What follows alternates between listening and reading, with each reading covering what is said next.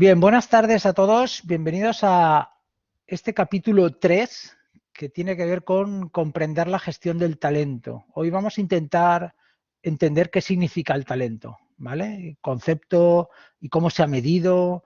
Hoy vamos a tirar de bastantes vídeos porque afortunadamente tenemos, pues hubo hace unos años, hace bastantes años ya unos programas de redes, ¿no? Que trabajaban el tema de altas capacidades, el tema de la gestión del talento, bueno, algunas cosas de este estilo que vamos a tirar de ellas porque nos va a venir muy bien la visión de algunos expertos sobre este tema. Voy a compartir y tenemos un vídeo inicial, a ver si os digo este vídeo inicial de cuánto es, que son de 9 minutitos, que va a venir muy bien para que la gente se vaya conectando en este momento, ¿vale? Pues vamos allá, compartir aplicación con audio y esto lo sacamos, esto ya le damos, eso es, vale. Ahí estamos. Bueno, pues, como se suele decir, dentro vídeo. Te puedo hacer una pregunta que yo creo que todos querremos saber. O sea, ¿qué entiendes por inteligencia? Permíteme una metáfora que creo que es más práctica. Si crees en una inteligencia única, lo que quieres decir es que tienes un solo ordenador en el cráneo.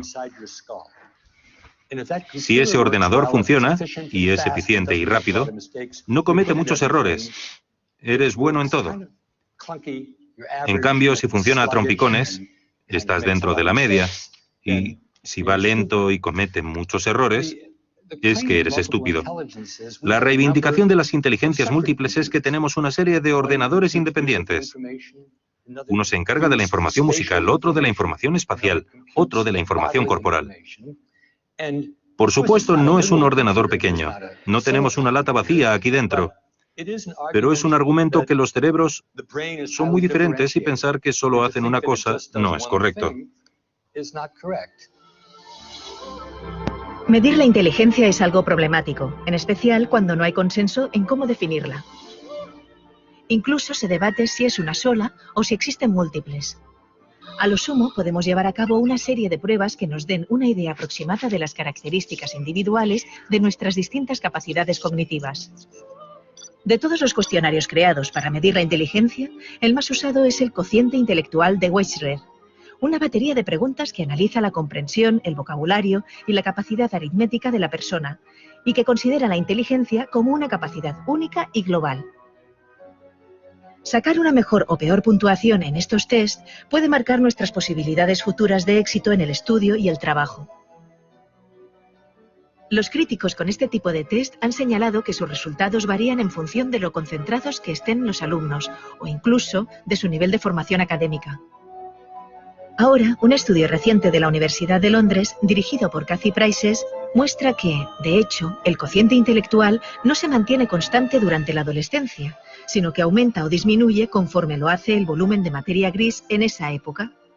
Es decir, entre los 12 y 20 años, cuando el cerebro está aún en desarrollo. Estos cambios en la estructura del córtex cerebral, visibles por resonancia magnética, demuestran la importancia que la plasticidad neuronal puede tener en nuestra vida y comportamiento. En este estudio se compararon las variaciones de las inteligencias verbal y motora con la estructura de las zonas cerebrales correspondientes. Cuando el córtex aumenta en las zonas motoras y decrece en las verbales, el estudiante muestra una mayor destreza motora y una menor verbal. Sin embargo, estos resultados no son constantes y pueden variar pasados unos años, llegando incluso a invertirse. Como señalan los autores del estudio, este descubrimiento debería estimular la mejora del rendimiento intelectual en los que lo necesitan y servir de recordatorio a los más adelantados de que nada es permanente y es necesario seguir estudiando.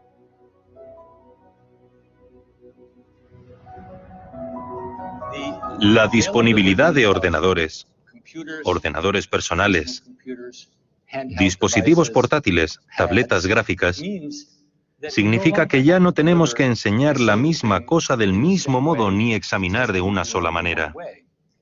Tenemos la suerte de vivir en esta época. Quienes parece que no lo entienden son los ministros de Educación. Lo que encuentro fascinante es que 20 años más tarde o más, desde el momento en que hablaste por primera vez este tema, puedes hacer algo que hace 20 años parecía imposible. Se trata de la formación personalizada. Puesto que todos somos distintos, hay que dar una formación distinta a cada uno. Y ahora, gracias a la revolución digital, eso es posible. Es verdad. Estamos solo al principio, pero el software y el hardware son cada vez más versátiles. Y si quieres aprender algo, ya sea a esquiar, o a vender, cálculo, o genómica, no hay ningún motivo por el que todos tengan que aprender de la misma manera. Sería una estupidez. Cuanto más versátil sea el software, y cuanto mejor guía sea el maestro para decir, ¿por qué no aprendes de esta manera? O dime cómo te gusta aprender. Cuéntame que has aprendido de una manera que te resultaba cómoda. Y cuanto más me repitan lo mismo, más personas recibirán formación. Así que la cuestión es descubrir cómo aprende una persona, descubrir sus pasiones, que son muy importantes, y utilizar todos los recursos humanos y tecnológicos que nos sirvan de ayuda. Por supuesto, se trata de un ideal, pero estamos mucho más cerca de ese ideal de lo que habíamos estado nunca antes de la revolución digital.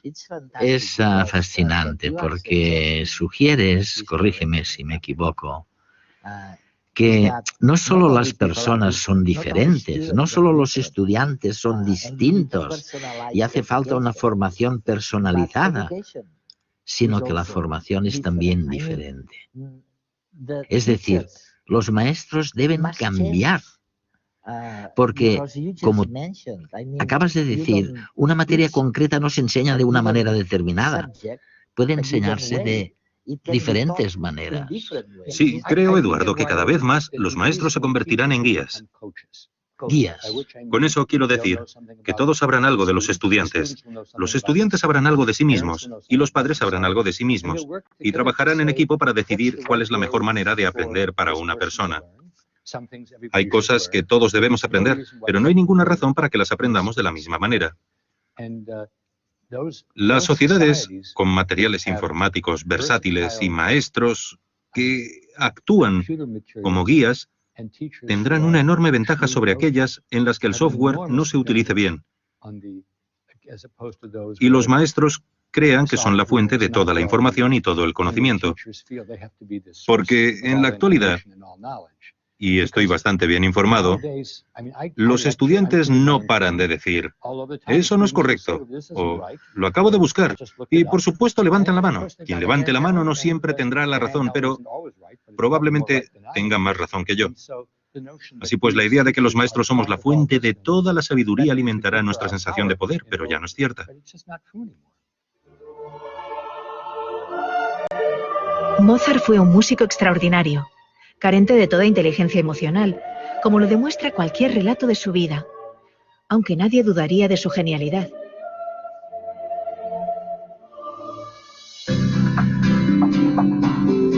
Al igual que Mozart, nuestras capacidades o inteligencias múltiples pueden tener un desarrollo desigual sin que ello represente un obstáculo para la realización personal. Sin embargo, un resultado negativo en un test de inteligencia tradicional suele asociarse a una condena al fracaso. Librarnos de este estigma social es el mayor logro de la teoría de las inteligencias múltiples. Cada uno de nosotros pensamos y aprendemos de maneras distintas. Al menos existen tantas como tipos de inteligencias múltiples básicas, es decir, visual espacial, verbal, kinestésica, lógico-matemática, musical, intrapersonal, interpersonal y naturalista. Gracias a la introducción de las nuevas tecnologías en las aulas, se está haciendo realidad la educación personalizada. Con un clic elegimos lo que queremos leer o a qué queremos exponer nuestra mente, haciendo nuestro el estudio. Quizás por ello, la principal misión de los profesores en esta nueva era sea la de asistir a los estudiantes a reconocer cuáles son sus tipos principales de inteligencia y ayudarles a utilizarlas para acceder más fácilmente al conocimiento. Todo ello, por supuesto, sin olvidar estimular y desarrollar el resto de sus habilidades. Así, el profesor pone en las manos de los estudiantes la responsabilidad de su propia educación, enseñándoles a controlarse y a decidir qué es lo mejor para ellos, desarrollando juntos las mejores condiciones de estudio y aprendiendo a relacionarse con los demás, incluso a través de las redes sociales. La independencia y la autonomía de las nuevas tecnologías son algunas de las competencias que la nueva sociedad está reclamando a la juventud. El futuro está en las mentes emprendedoras, capaces de trabajar con la diversidad cultural y utilizar todos los recursos, tanto de su inteligencia como del mundo digital.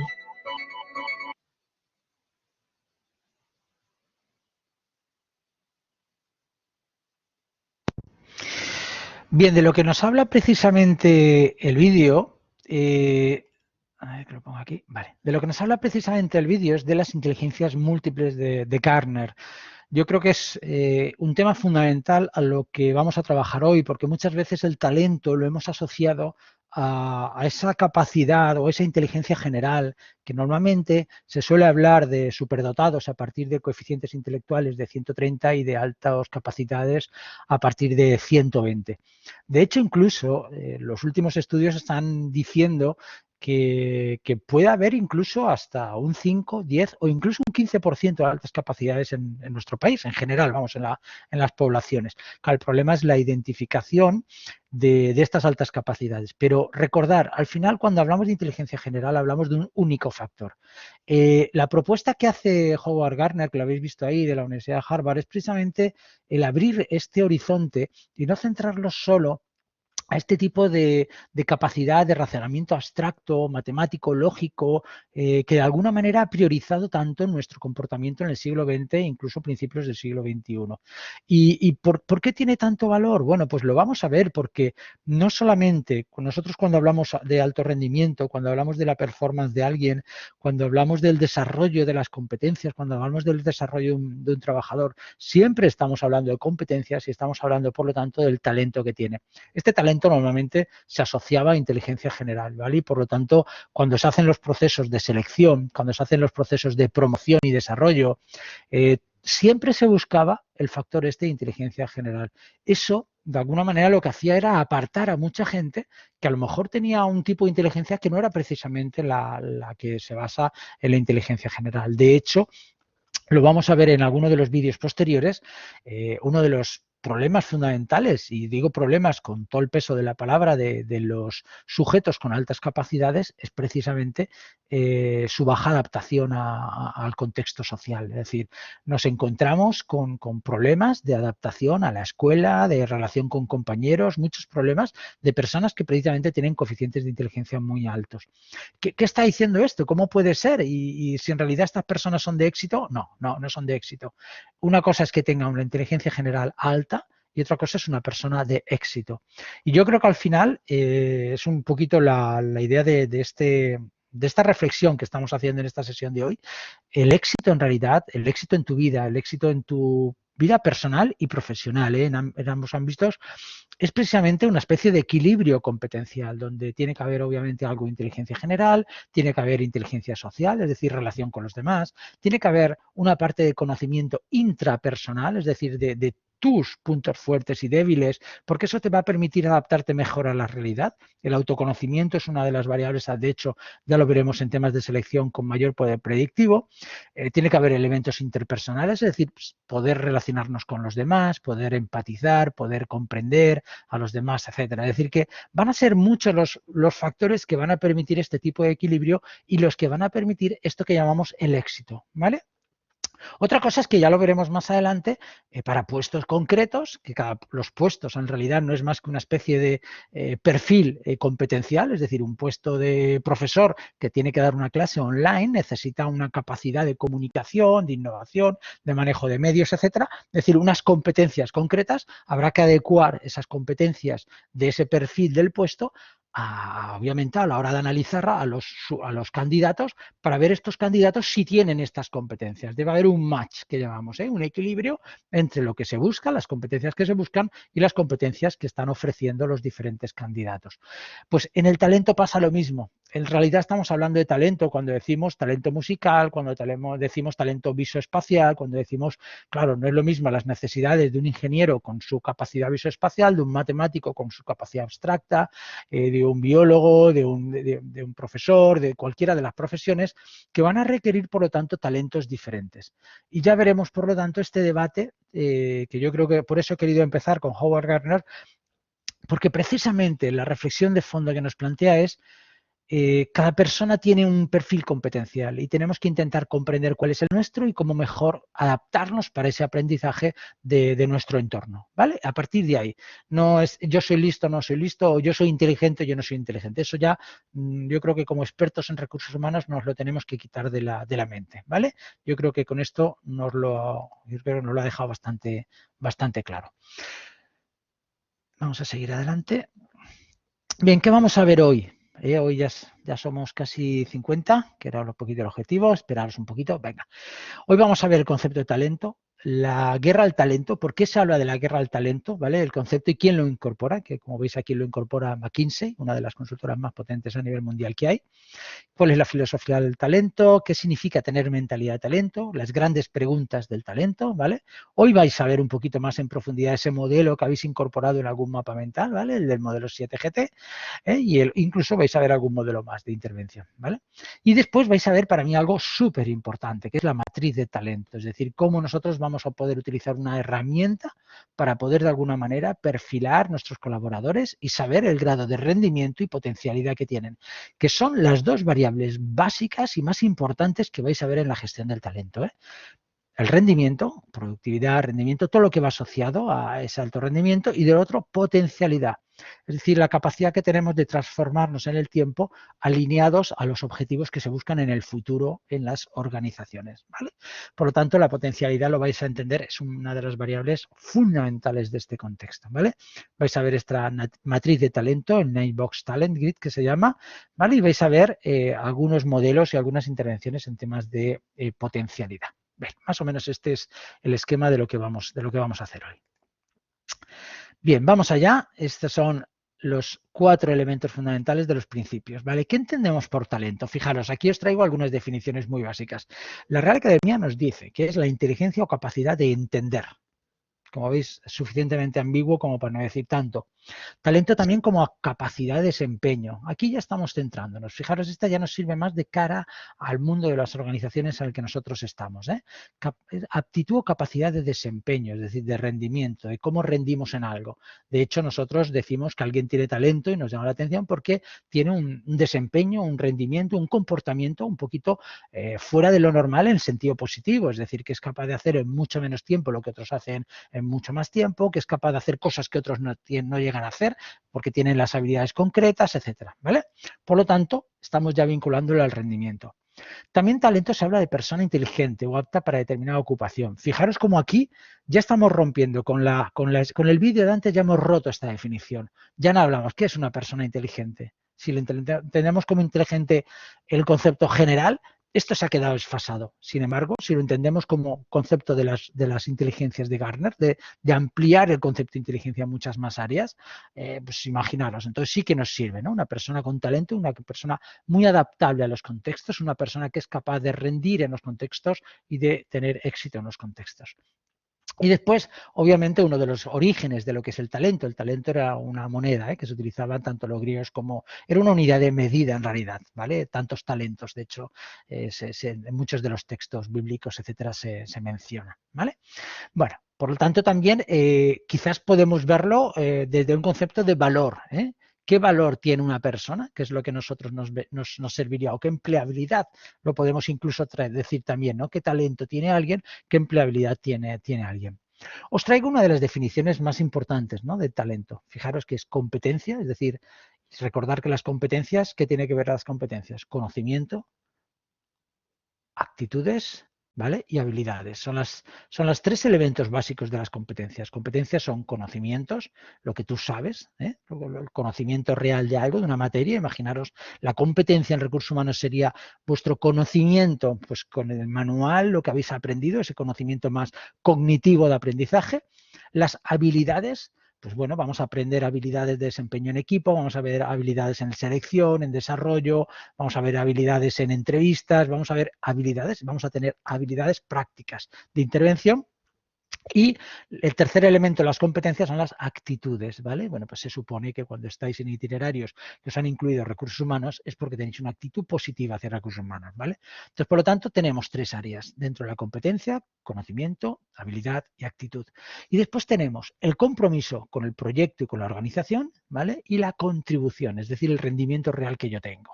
Porque ya veréis más adelante, porque puede ser que yo en un momento determinado pues pueda tener el conocimiento, la habilidad y la actitud, pero no quiera contribuir a la organización. Seguramente eso implicará una actitud baja y un compromiso bajo también de cara a los objetivos organizativos, ¿vale?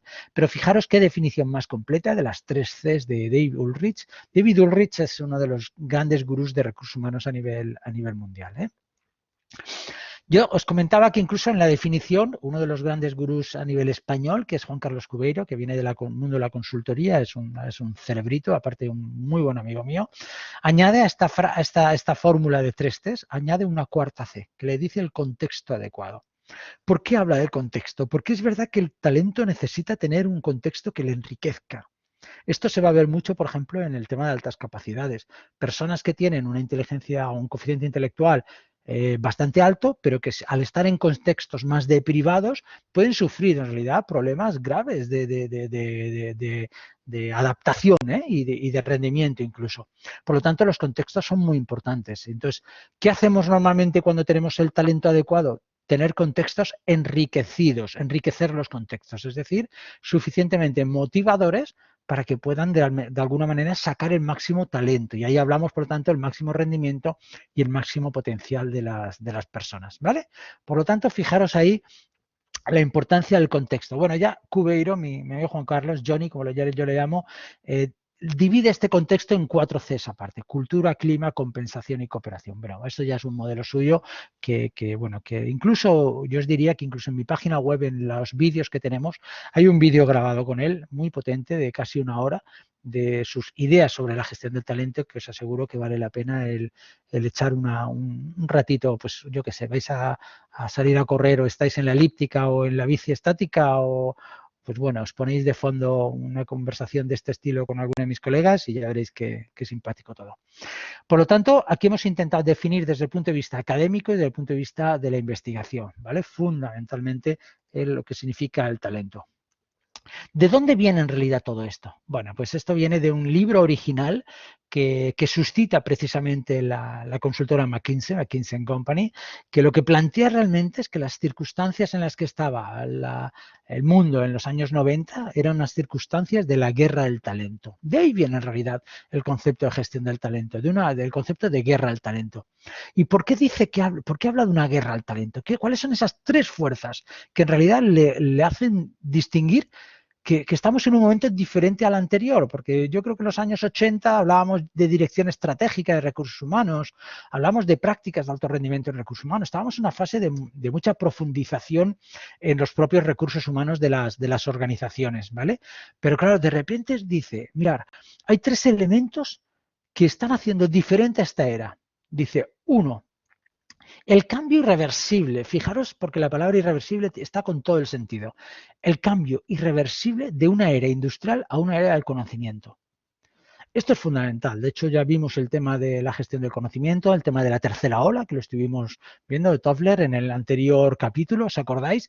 Y decíamos que el mundo de las ideas está invadiendo ya realmente el mundo de las organizaciones. Si antes estábamos hablando de un 60-70% industrial, ahora es que se está volcando a una era del conocimiento donde está llegando a ser en algunos sectores de casi un 60 y 70% dominado por la gestión del conocimiento. Es decir, pues quien vende ideas, quien vende servicios, etcétera. Por un lado, este cambio irreversible, que requiere, por lo tanto, un tratamiento diferente. Segundo, una mayor demanda cada vez de lo que es talento de alto calibre, talento muy específico, talento que en realidad tiene unas competencias casi únicas y que le permite ser, incluso a nivel mundial, una persona o un talento muy aislado. Son los que yo llamo los nomads, ¿vale? Perdonad, yo no los llamo, yo los menciono como nomads porque es un concepto de la literatura, ¿eh? Pero yo en mi explicación muchas veces del talento sí que hablo, y muchos de vosotros, y lo digo en serio, en este momento somos casi 50 en clase, 49, yo os diría que de los 50, por lo menos 10 hay nomads en esta clase. Y no lo digo por decir, lo digo porque en realidad el nomad, ¿qué es? Pues una persona nómada, nómada, y de know, de conocer. Es decir, un nómada del conocimiento, alguien que de alguna manera adquiere empleabilidad precisamente por su gran conocimiento, su gran know-how. Acordaros de este concepto que es muy empresarial, el know-how, el saber cómo hacer las cosas, que te da una especie de diferenciación. Es algo que buscan muchas veces, se buscan los procesos de selección. Sí, yo quiero contratar a alguien, pero que tenga el know-how. No tengo que estar enseñándole continuamente, ¿no? O quiero que sea un técnico de recursos humanos, pero por favor, con 2 o 3 años. ¿Qué se busca cuando alguien pide 2 o 3 años de experiencia? Pues que tenga el know-how, que no tengas que estar detrás de él explicándole todas las cosas, sino que lo puedas dejar solo ya en un proceso de selección, en un proceso de desarrollo o algo de este estilo, ¿vale? Por eso, cuanto antes tenéis que intentar captar experiencia como podáis, ¿vale? Por lo tanto, segundo factor era una demanda intensa de talento de alto calibre. ¿Por qué? Pues porque en la gestión del conocimiento hay menos gente especializada. Hay mucha más gente especializada en el mundo industrial que en el mundo del conocimiento. Y eso hace que el mundo del conocimiento además es un despliegue de ideas muy difícil de acotar muchas veces. Cuando aquí era, pues mira, yo sé montar motores, tú sabías montar motores para cualquiera de las marcas, etcétera, o obtenías la idea general. Con lo cual tus competencias eran bastante generalizables o incluso se podían extrapolar a otras marcas o a la competencia o a algún otro sector. Pero desde el punto de vista del área del conocimiento es más complicado esto de la transferencia de las competencias y eso hace, por lo tanto, que haya un talento de alto calibre escaso. Por lo tanto, que no os extrañe incluso que muchos de los estudios actuales, sabéis que nos dicen que siguen habiendo una carencia de talento. Hay muchísimos puestos que no se pueden rellenar porque no encuentran a las personas adecuadas. Y de hecho hay muchos proyectos que no se llevan adelante porque no encuentran o no se encuentran las personas adecuadas. Por lo tanto, segundo factor, la falta o la ausencia o la escasez de talento para poder rellenar estos espacios. Y tercero, una variable fundamental, la creciente propensión de las personas a cambiar de empresa, ¿vale? Antes no, antes recordar, ¿qué situación teníamos antes? La persona que entraba en una organización y entraba desde lo más bajo hasta lo más alto si podía conseguir la promoción. Muchos de los directores de recursos humanos que yo conocí cuando era presidente de la Asociación Española de Recursos Humanos, muchos ya jubilados, retirados, muchas personas mayores que yo conocí me lo contaban. Algunos de ellos habían empezado pues de conserje o de la persona que está en la entrada de un hotel o de un servicio y de aprendiz muy básico habían llegado a puestos pues a lo mejor de director máximo responsable con el tiempo de recursos humanos. Era un concepto más de oficio, de aprendiz, ¿vale? Que con el tiempo vas adquiriendo ese conocimiento, ese know-how a través de la experiencia y pasar por elementos verticales fundamentalmente. Pero claro, eso también está cambiando, ¿eh? Todo esto está cambiando. ¿Y qué ha pasado? Pues que si alguien, pues hasta imaginaos, hace 20 años a alguien le podían regalar un reloj a la empresa, que eso era muy típico, un reloj pues por llevar 40 años en la empresa, era un reloj de oro, ¿no? Cosas de ese estilo. Estas cosas se hacían antes. Y eran símbolos de la fidelización, de la capacidad que había tenido esa persona de estar dentro de la organización, porque antes cuando entrabas en determinadas organizaciones parecía que entrabas ya de por vida. ¿Qué pasa con todo esto? Esto ha cambiado. Ya sabéis que esto no es nada así. Y no solo vosotros, sino porque muchos, incluso de los de mi propia generación, lo que han vivido es que a lo mejor yo tengo ahora 55 años, pero con 40, 42, 45, 50, 55, se han encontrado con que llevando 20, 30 años en la empresa de un día a otro los ha tirado a la calle. Con prejubilaciones, con jubilaciones anticipadas o con algún otro sistema, que no ha habido muchos miramientos. ¿Por qué? Pues porque cuando vienen las crisis duras hay que intentar de alguna manera ser estrategas. Y algunos cuando intentan ser estrategas, ¿sabéis lo que hacen primero? Cortar a nivel económico. Y claro, ¿cuál es, digamos, la partida más alta de gasto, tal y como conciben muchos financieros? Pues obviamente las nóminas. Por lo tanto, si cortas nóminas, cortas los costes de personal y por lo tanto estás intentando aligerar. Yo siempre digo que hay que tener mucho cuidado con estas cosas y se lo he dicho a muchos financieros y a muchos CEOs. Tener mucho cuidado porque yo entiendo lo que es aligerar desde el punto de vista de quitar grasa. Recordar esta expresión, una cosa es quitar grasa y otra cosa es quitar músculo.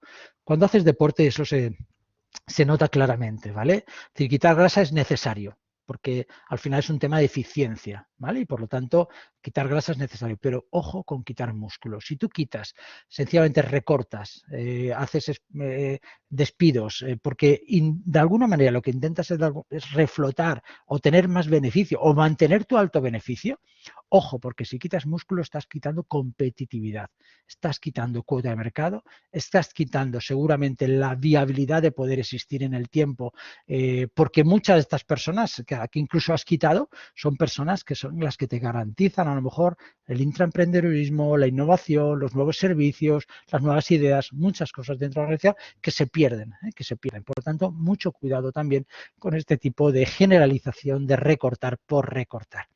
Pero lo que sí que está claro es que se ha mandado un mensaje al empleado muy claro. Ya no existe la empresa para siempre.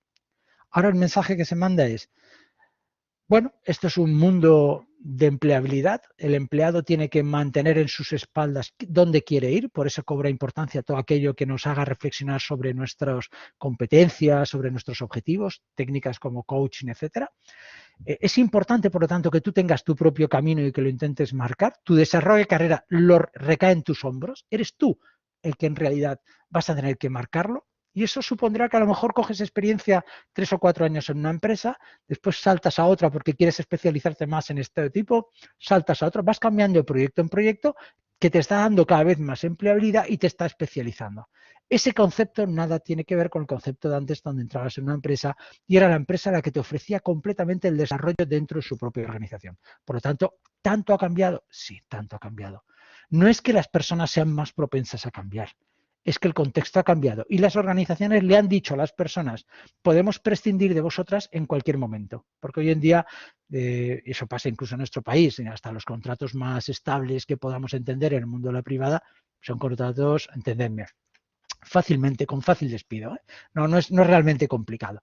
Por lo tanto, en realidad esa estabilidad es muy relativa hoy en día. Es una estabilidad que nada tiene que ver con los conceptos que antes se hablaba del trabajo para la vida, ¿no? O para siempre en este caso. Con lo cual, si la empresa ha dejado este mensaje al empleado, el empleado también ha aprendido que no puede fiarse, que en realidad lo que tiene que hacer es, bueno, un concepto de llegamos a un acuerdo. Es llegar a acuerdos entre empresa y empleado entre qué tipos de servicios van a intercambiar. Por eso lo que llamamos nosotros el contrato psicológico. Fijaros, ¿qué es esto el contrato psicológico? Si en realidad lo que tenemos son contratos físicos. Bueno, pues aparte del contrato físico, contrato psicológico es aquello que ¿cuánto estás tú dispuesto a dar a una organización en un momento determinado? Por eso los acuerdos, hay acuerdos tácitos y explícitos y por eso todo esto hay que entrar en detalle. Pero no quiero entrar en este momento en ese tipo de especificación. Solo entender que hoy en día ha cambiado todo. Que hoy en día cuando entras en una organización ya no es para siempre. Pero ya no es para siempre no porque la empresa te pueda tirar, sino porque tú también te puedes ir. Si tú eres empleable, tienes valor en el mundo del mercado, bueno, a los 6 meses o al año te puedes ir perfectamente. Y lo vamos a ver. Porque uno de los problemas en los procesos de selección, cuando vayamos a la parte de atracción de talento, veremos un concepto que se llama onboarding. Es decir, el grado en que yo soy capaz de atraer talento desde incluso cuando eres posible candidato hasta incluso cuando estás un año conmigo dentro de la organización. Es decir, intentan controlar el proceso de entrada porque las personas se van en los 2-3 primeros meses, no sabéis el porcentaje tan alto con el que se van. ¿Y eso qué problema genera? Costes por todos los lados. Aparte, un mensaje a la organización muy malo. Si las personas se van, recordar, puede ser pues porque le han prometido cosas que no encuentran, porque ni hay buen clima, ni tienen las responsabilidades, ni la autonomía que decían, ni se encuentran con las cosas que esperaban. ¿Eso qué hace? Pues como son empleables, se largan. y eso genera muchísimos problemas en las organizaciones. Por lo tanto, es verdad que es un problema importantísimo que las personas se van de las organizaciones, pero hay que entender también por qué, de dónde viene todo esto. No es solo porque las personas se vayan, sino porque las organizaciones han cambiado también el tipo de contrato que establecen con sus empleados en este caso, ¿vale? Ahí tenéis alguna profundización más, ¿no? De qué supone este cambio, pues pasar de una vieja realidad donde las personas necesitan a las empresas a una nueva realidad donde las empresas necesitan a las personas, ¿vale? Es una especie de intercambio de acuerdo mutuo donde obviamente hay un elemento racional, pero recordar, hay también mucho elemento emocional que lo valoraremos también. Bueno, aquí hay 5 imperativos que pone McKinsey para intentar afrontar esta situación actual. Dice, primero, adoptar lo que llaman un talent mindset, mentalidad de talento. Mentalidad de talento, permitirme que os lo haga con un ejemplo. Yo este ejemplo lo suelo poner mucho en las conferencias. Imaginar, Maya, la hija de Picasso, llevaba yo creo, no sé si lo comenté el primer día, pero bueno, os lo comento de todas maneras, para quien no lo haya oído. Llevaba sus dibujos a clase, los dibujos de Picasso. ¿Y qué nota le ponía la profesora? Un 0 patatero. Entendía que eso no era un dibujo de una niña, ¿entendéis? Entendía que ella tendría que intentar dibujar mejor que lo que estaba haciendo ahí. ¿Qué significa? Que la profesora no entendía realmente dónde estaba un talento, bueno, sencillamente que la profesora no esperaba ese tipo de dibujo. Un tema de expectativas. Fijaros, mentalidad de talento significa que yo tengo que tener la capacidad para ver el talento en los demás, incluso aunque ese talento no sea lo que yo espero, no sea lo que en realidad es mi manera de pensar. Esto tiene que ver mucho con lo que hacemos nosotros de mapas mentales, ¿verdad? Cuando yo tengo un mapa mental de qué es lo que significa la verdad, qué es lo que significa el rendimiento, qué es lo que significa en mi organización el éxito, cuando viene alguien con un modelo diferente, como que lo rechazo, ¿vale? Y esto es lo que pasa. Mentalidad de talento significa estar abierto, porque lo que nos tiene que interesar en este caso no es tanto si lo hace como yo, si tiene mi mismo mapa, sino si llegamos a los mismos resultados o incluso si es capaz de innovar, de mejorar en los servicios o de hacer propuestas diferentes. Eso es mentalidad de talento y eso es una de las grandes carencias que tenemos en nuestros directivos actuales. Yo, ya os digo, las cosas que hago externamente a la universidad son conferencias o algún seminario, normalmente con alta dirección, y mi propósito fundamental es precisamente trabajar la talent mindset, la mentalidad de talento. Porque si tú no tienes la capacidad de ver el talento de tus empleados, recordarlo y reconocerlo, el talento se te va a ir. Cuando tú estás trabajando duro y ves que tu jefe no te reconoce, es más, reconoce al otro que no está haciendo aportaciones, ¿qué haces? Pues te vas a otra organización donde sí que tengas ese reconocimiento. Por lo tanto, 1, mentalidad de talento. 2, hacer individualmente una proposición de valor ganadora al empleado. Esto lo vamos a ver, de hecho, en uno de los próximos capítulos, ¿vale? Lo veremos seguramente en el tema de fidelización, que hablaremos de experiencia del empleado y hablaremos de la propuesta de valor del empleado, ¿vale? La PVE que se llama, o la EX, la experiencia se llama EX, ¿no? Y la PVE, la propuesta de valor del empleado. Esta proposición de valor del empleado lo que es una garantía de que lo que yo te estoy diciendo que va a pasar, va a pasar.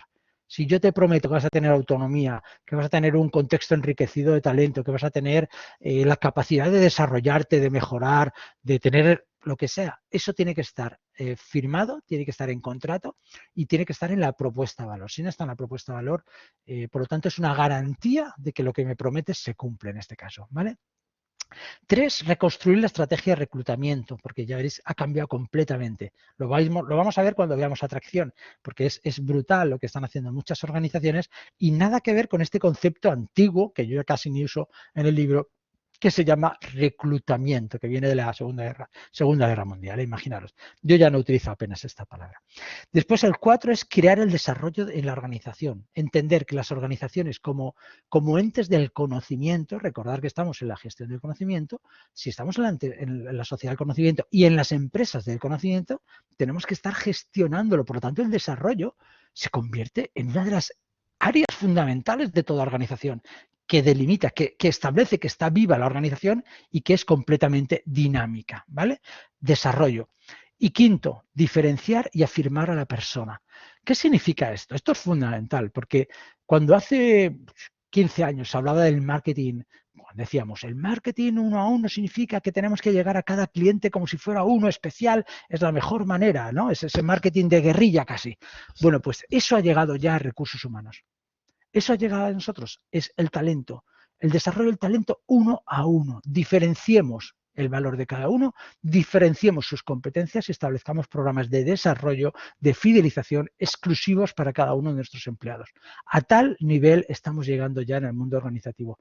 Esos 5 imperativos, fijaros que son imperativos desde los años 90 y pico, que es cuando sacó el libro la consultora McKinsey, son, bueno, aún hay muchas organizaciones que están muy fuera de lugar de este planteamiento, ¿vale? Pero eso no quita que estos imperativos siguen tan vigentes en estos momentos, en el 2021, como cuando se han planteado, ¿vale? Por lo tanto, fijaros, esta transparencia es fundamental que la entendáis, porque esto es lo que fundamenta en realidad el proceso de la guerra al talento. Vamos a seguir profundizando en estos conceptos de los que estábamos hablando.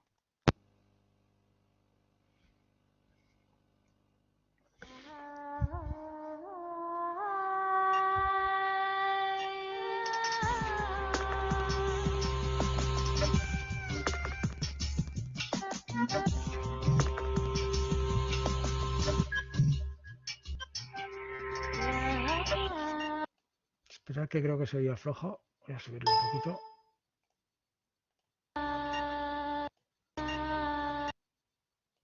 Preguntarme una cosa.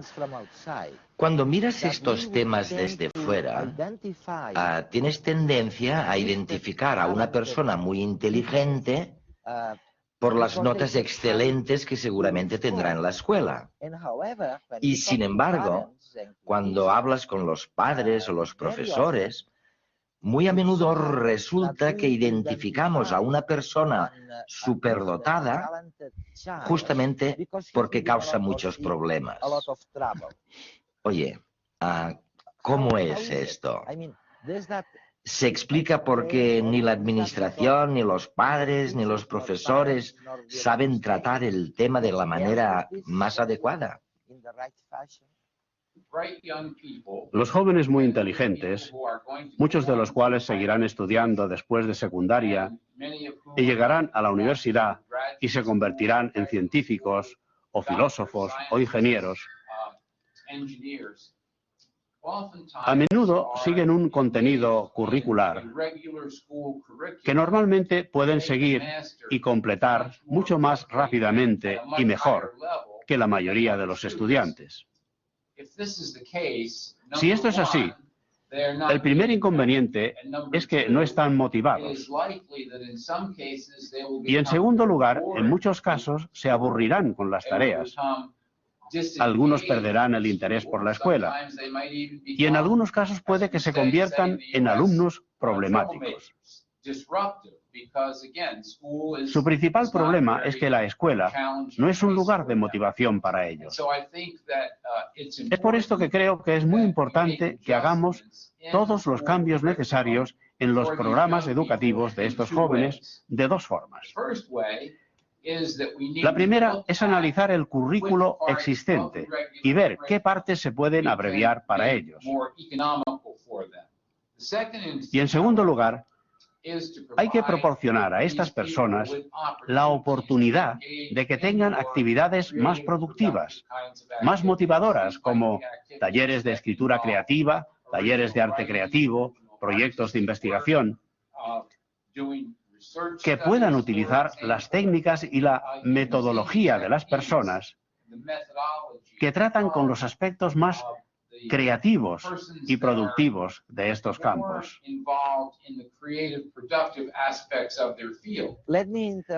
Déjame que te interrumpa un segundo. Hay gente que dice que si intentas separar a estos superestudiantes, superdotados, del resto de la clase, y si los juntas a todos en una clase especial, que esto, dicen, podría conducir a un cierto elitismo en la educación que probablemente no fuera bueno. Bueno, personalmente no lo creo. Pero, ¿qué les dirías tú a la gente que tiene dudas sobre esta idea de juntar a los superdotados en un grupo específico? Creo que lo primero que debemos tener en mente es que la igualdad de oportunidades no quiere decir que se proporcionen las mismas experiencias a todos los estudiantes. Y creo que lo que es verdadera igualdad es proporcionar a los jóvenes experiencias según sus niveles de habilidad, su capacidad. Esto no quiere decir que tengamos que separar a todos los estudiantes todo el tiempo. Pero si unos jóvenes están más avanzados en un área como matemáticas o en química, que es tu área, entonces debemos proporcionar un espacio al día o a la semana en el que los estudiantes podrán juntarse para tener un nivel adecuado de motivación.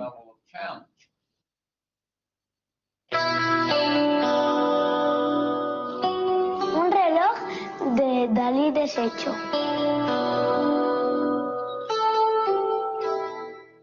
Con 3 años hizo un dibujo que era una pasada.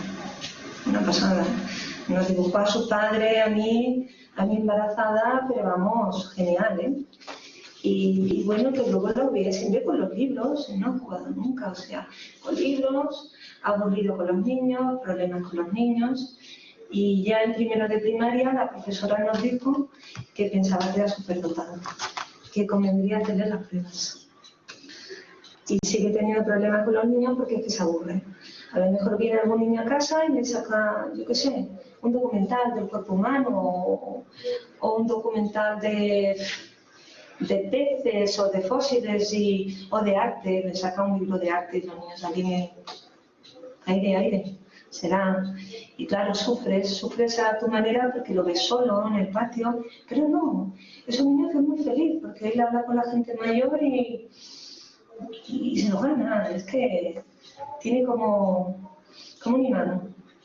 Pero claro, con los de su edad se aburre bastante.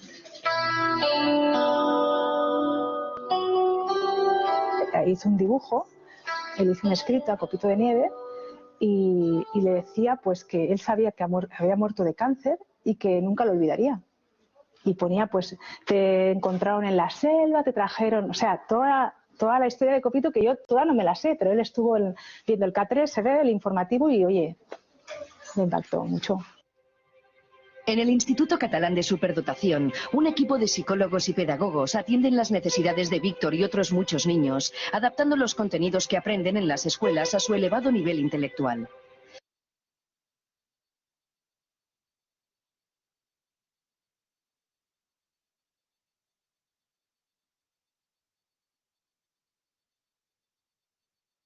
Perdonar, que me había desconectado el micro. Os decía que os pasaré después los links de la mayoría de los vídeos, incluso de otros vídeos que no vamos a poder ver, pero por lo menos os dejaré, es un tema de abrir boca un poquito de las necesidades de concepto de qué significa ser superdotado, alta capacidad o inteligencia, como os decimos que hoy es un poquito el debate de la sesión de hoy, ¿vale? ¿Cómo podemos aplicar la gestión del talento? ¿Vale? Mirar, aquí es un modelo de intervención muy básico. Esto sí que sería casi consultoría de cómo poder hacerlo, ¿vale? Lo primero de todo, si os fijáis aquí, tiene que ver con los seminarios de sensibilización con la dirección.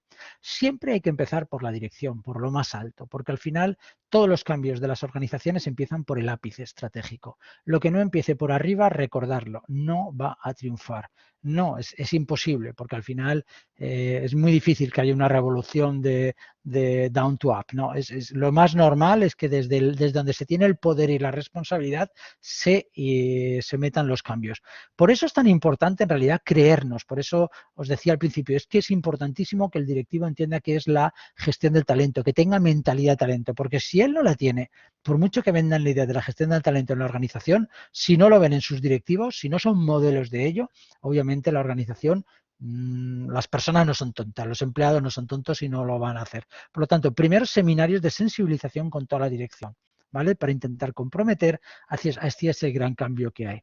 Después, trabajar individualmente también temas de coaching por dirección para el cambio organizativo, es decir, ayudar individualmente a los directivos en su propio cambio y proceso, porque como hemos dicho, al final tiene que ser individual. Ya está mi perra atacando por ahí. Vale. El tercero, coaching de equipos, es decir, conseguir que en realidad estos cambios no solamente se hagan a nivel individual, sino que sean también a nivel de equipos, a nivel de los equipos de dirección, los equipos de trabajo, equipos de alto rendimiento, lo que nosotros tengamos dentro de la organización. Cuarto, incluso hacer técnicas de outdoor, es decir, salir fuera de determinados contextos para seguir sensibilizando y demostrando en realidad la importancia que tienen estos temas para la propia organización. Quinto, utilizar técnicas de mentoring y mentoring cruzado con otras empresas. ¿Qué es mentoring cruzado? Pues nada, tranquilamente con personas que hayan pasado por estos cambios, pues tú, imaginar, tu mentor es el director o un director de marketing, a lo mejor tiene un director de finanzas o otro director de marketing, por supuesto no de la competencia, sino de una empresa de otro sector y que no es competencia, donde a lo mejor pues cruzan, intercambian ideas y donde uno está viendo en realidad las ventajas que está teniendo o que ha tenido el cambio organizativo para esa propia organización. Ese es el mentoring cruzado, ¿vale? Y después, procesos de e-learning, donde tú tienes que seguir aprendiendo muchísimos elementos de este cambio organizativo y que no tienen que ver tanto con compartir experiencias, sino con tu vivencia a través de procesos del aprendizaje individual por estos sistemas online, ¿vale? Por lo tanto, fijaros la importancia que tiene el desarrollo como elemento fundamental para el propio cambio, ¿vale? Esto se puede plantear incluso en tiempos, fijaros, para que tengáis una idea. Sensibilización a la dirección de 6 meses a 1 año. Se hacen encuentros, puede ser un encuentro cada mes, ¿de acuerdo? Con el empresario, ¿vale? Cambios en valores. Se divulga al resto de directivos y responsables en 1 o 2 años. Se implanta la organización, 2 o 3 años. ¿Esto no es mucho tiempo? Bueno, depende un poquito de la aceleración, la inversión, el tamaño de la empresa, etcétera. Pero recordar que cualquier cambio de mentalidad es un cambio que va a llevar tiempo. Los cambios en personas no son como los cambios de maquinaria, que tú cambias de un día para otro, pero los cambios de mentalidad normalmente requieren de 6 meses a 1 año mínimo, ¿vale? Aquí estamos, vale. ¿Cuáles son los mitos? Bueno, hay muchísimos mitos. Yo creo que incluso alguno de vosotros se verá reflejado en alguno de ellos. Vamos a leerlo, ¿no? Solo con esfuerzo y sacrificio se logra todo en la vida. Bueno, pues perdonar, eso es muy típico de algunas empresas y yo lo he oído muchísimas veces y no estoy nada de acuerdo. ¿Qué hace falta esfuerzo y sacrificio? Yo soy el primero que lo tengo claro y que lo he puesto en mi vida, pero solo con eso, no. ¿Entendéis? Solo con esfuerzo y sacrificio, no. Porque eso diría entonces que en el campo que queráis, en el que os dé la gana, es que yo mañana quiero ser un gran pintor, con esfuerzo y sacrificio lo logro. Pues no, chico, no. Yo mirar la pintura se me da fatal, ¿vale? Y la delineación, peor aún. Esfuerzo y sacrificio, puedo tirarme toda la vida, ¿entendéis? No, no es suficiente. Se requiere, sí, pero no es suficiente. Por lo tanto, requerimos una práctica más guiada sobre las competencias exactas con las cuales tú vas a conseguir ese éxito. Y ahí es donde se va a ver en realidad si tienes las competencias para poder hacerlo. Se nace con talento y ya está. Tampoco, ¿eh? Yo sé muchos casos de gente que ha nacido con el talento y no ha desarrollado o no ha tenido contextos enriquecidos y, perdonadme, está en puestos muy bajos o muy fuera de lo que podría ser su propio talento. Por lo tanto, el talento como innato, ojo con eso.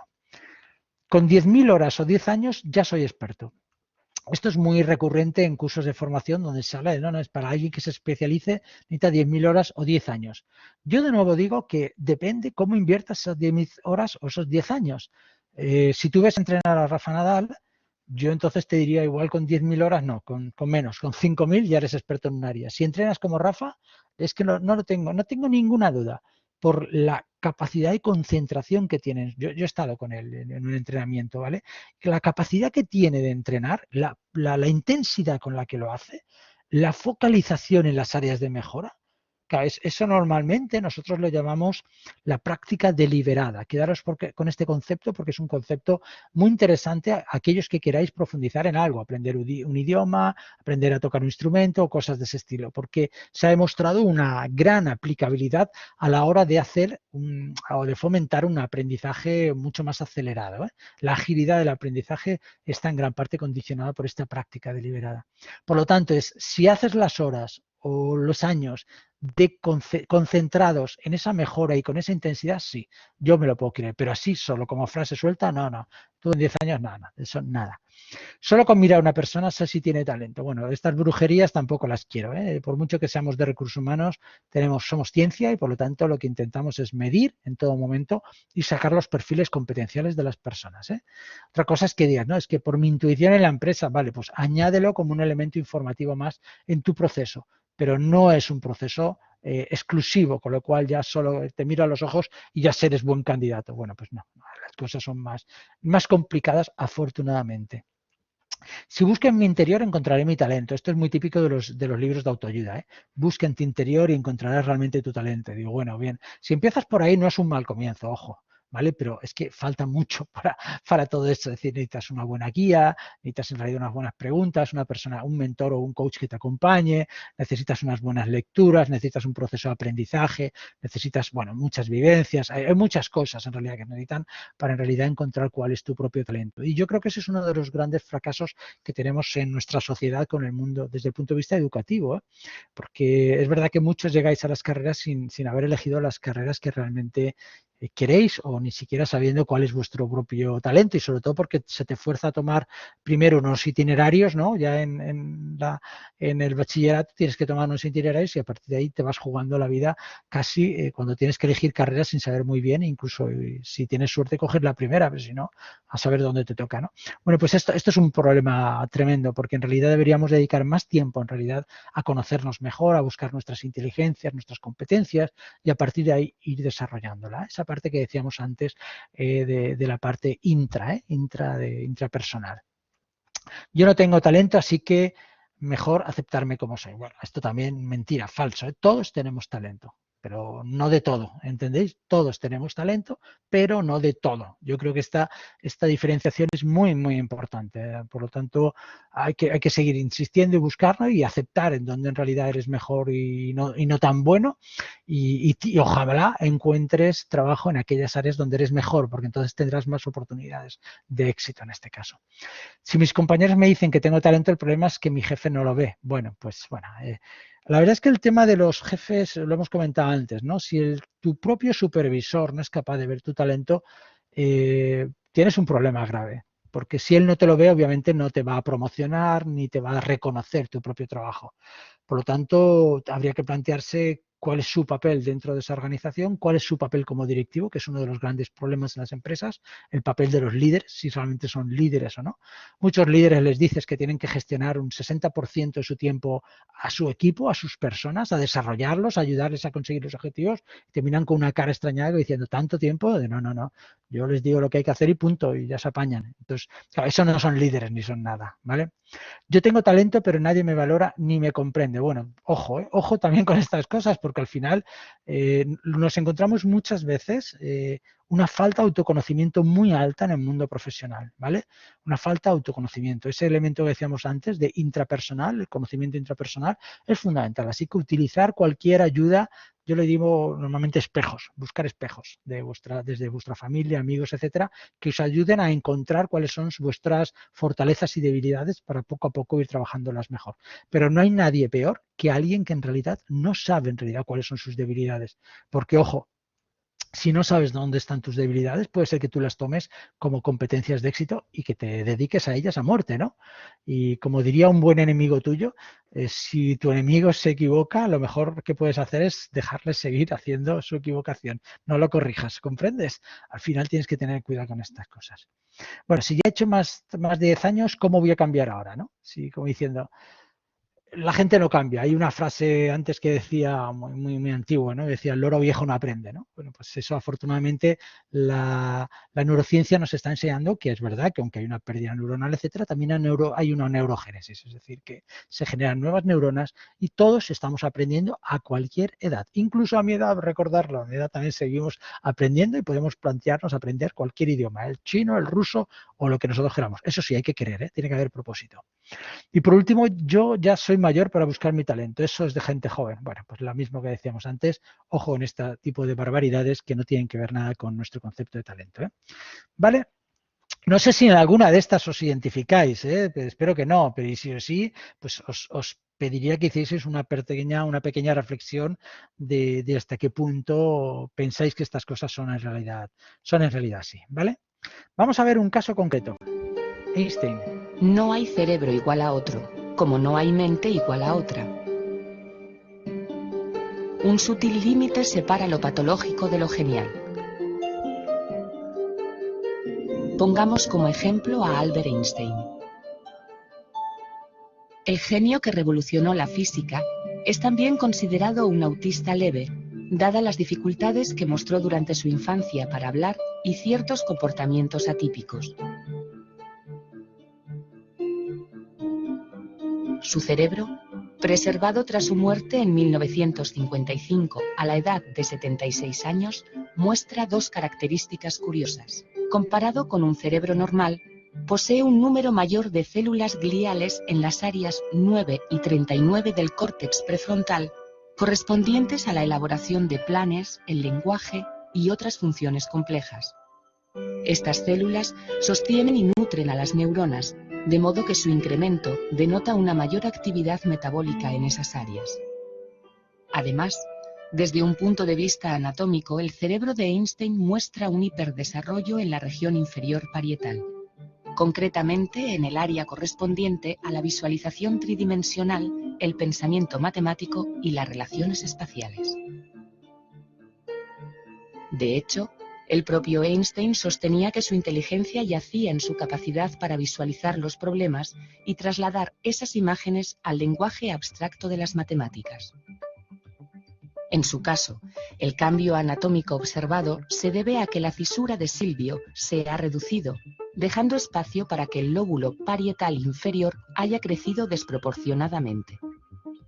Tal vez esas modificaciones hayan permitido una mayor red de conexiones neuronales, un mejor procesamiento de la información y convertir a Einstein en una persona extremadamente creativa y capaz de producir una obra genial para su tiempo.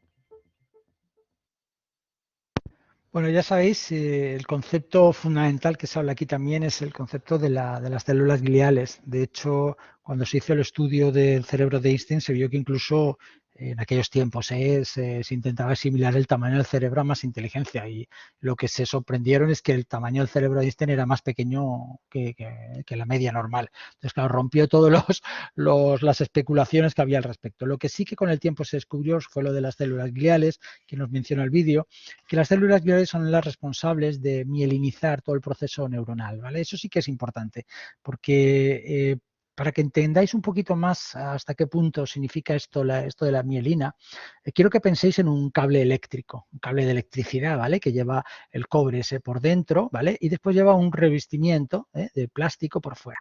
Bueno, este revestimiento lo que hace es aislar para que esa electricidad no se nos disipe o no tenga conexiones que puedan hacer que la electricidad no sea todo lo potente que fuera. Bueno, pues más o menos esto es lo que hace la mielina. El proceso neuronal está mielinizado, está recubierto por esta mielina, que es la que de alguna manera da soporte a la transmisión eléctrica. De tal manera que cuanto más mielinizado está toda una especie de conexiones neuronales, eso más probabilidad tiene de hacerse con mayor eficiencia y con mayor rapidez. Imaginar en el caso de Nadal. Nadal es capaz de hacer un revés cayéndose con una mano y colocarlo en el sitio oportuno. ¿Por qué? Porque es capaz de en instantes, en milésimas de segundo, de poner en coordinación todo. Su capacidad visoespacial, el movimiento motor del brazo, la impulsividad, todo eso lo coordina en un simple momento porque son procesos que los tiene ya muy mielinizados. Por lo tanto, ha generado mucho hábito. Por eso insisten tanto en entrenamientos de estar repitiendo golpes y golpes de mejora, porque en realidad lo que están haciendo es mielinizando. Por eso en realidad en todo vuestro proceso de aprendizaje encontraréis que de repente hay momentos donde es muy difícil saliros de lo que son los hábitos normales vuestros, ¿no? Es decir, es que yo quiero cambiar este hábito y no puedo. Digo, claro, es que ese hábito lo tienes mielinizado desde muchos años de tu vida y es complicado. De hecho, no se puede desmielinizar. No existe ese concepto como tal de voy a intentar hacer una inversión de mi hábito. No.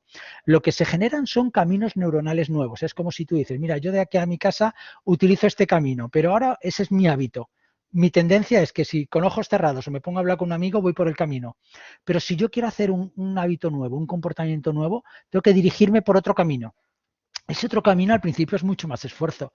Tengo que mirar si hay pasos de tráfico, coches, personas, el camino igual no lo conozco, ¿entendéis? Sería un poquito esa línea. Tengo que hacer un camino neuronal nuevo, con mucho más esfuerzo y además un camino que está muy poco mielinizado, muy poco recubierto con la mielina, con lo cual es muy fácil, es muy endeble, es muy poco consistente, es muy fácil que decaiga, que yo enseguida busque el camino de siempre. ¿Entendéis esas dos vías? Hay un ejemplo también muy interesante. Imaginaos que os estáis tirando en la nieve y vais por donde ya ha ido todo el mundo tirándose, que ha hecho ya el camino trillado.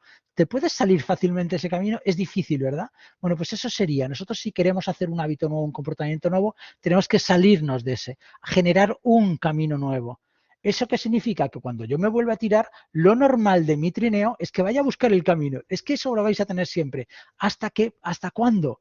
Pues hasta que el camino nuevo esté lo suficientemente trillado, trabajado, fortalecido, mielinizado, como para que sea incluso más fuerte que este, que con el tiempo es verdad que va perdiendo o se va debilitando las conexiones neuronales. Fijaros qué explicación para entender en realidad por qué salían las células gliales más fuertes. Es decir, eso es lo que tenía Einstein mucho más fuerte que muchos otros cerebros. Es decir, había conseguido generar una interconexión neuronal muchísimo mayor. Las células gliales son las células de interconexión y por lo tanto cualquier concepto lo había relacionado desde diferentes áreas de su propio cerebro. Lo que antes no se entendía que las células gliales hoy sí que se entiende en este caso. Es un caso además bastante interesante porque ya sabéis que el cerebro de Einstein, un buen amigo suyo, cuando se murió pues se llevó parte y gracias a eso se ha podido comprender de alguna manera, mirar qué animalada, parte de lo que es la genialidad de este gran científico que, como nos decía ahí, obviamente tuvo muchos problemas del aprendizaje en su infancia, ¿eh? Por lo tanto, ojo con esto. ¿Qué dos grandes preguntas nos encontramos en este tipo de planteamientos del talento? Bueno, que nos encontramos las preguntas del genetismo o del ambientalismo, ¿no?